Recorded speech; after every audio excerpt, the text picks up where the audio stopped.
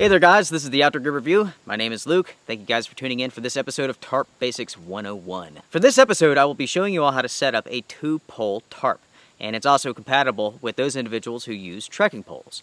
Everybody, get comfortable. Let's get started now. Now to start off here, folks, go ahead and take your tarp and pull it out of the stuff sack, get it ready to go.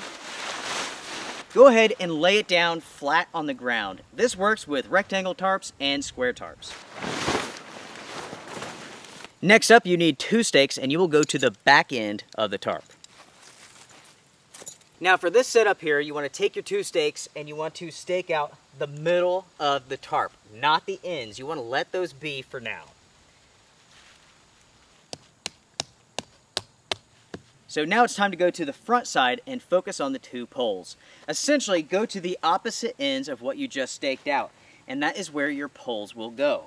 So you have one right here, and you have another one right here. Now it's all about placement. You want to begin raising up the front of your tarp, and essentially you're going to eyeball exactly how high you want this. You can raise it up high, you can also raise it down low. It really is whatever you want to do. I'm going to put the first pole right here. Now essentially, I'm not using my axe here to bang this into the ground. I just want to make an indentation for this sit. That way it doesn't scoot out, it doesn't fly around. The tension that I put on this will come from my guy lines and from the tarp itself. Now you need 2 lines, one to anchor the pole to the ground and another to anchor the tarp to the pole.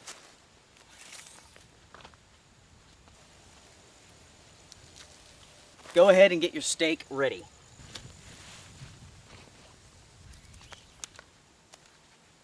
So now, as you can see there, I have the tension on the pole. I could stake this out, and this shelter is getting stronger by the minute.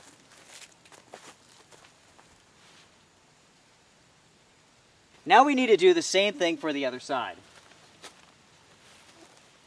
Okay.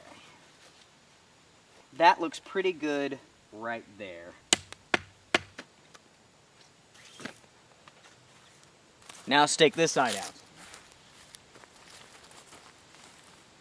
So as you can see here, this is all tension based. Now it's time to stake out the rest of this shelter. Watch this. Slip knots make this so easy, folks. So easy.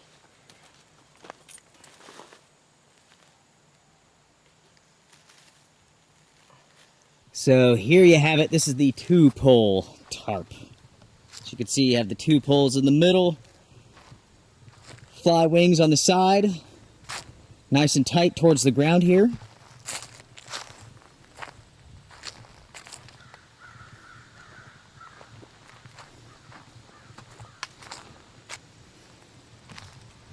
Now this sort of setup right here offers you a lot of space and offers you really, really good protection. You could always seal up the front here if you need to.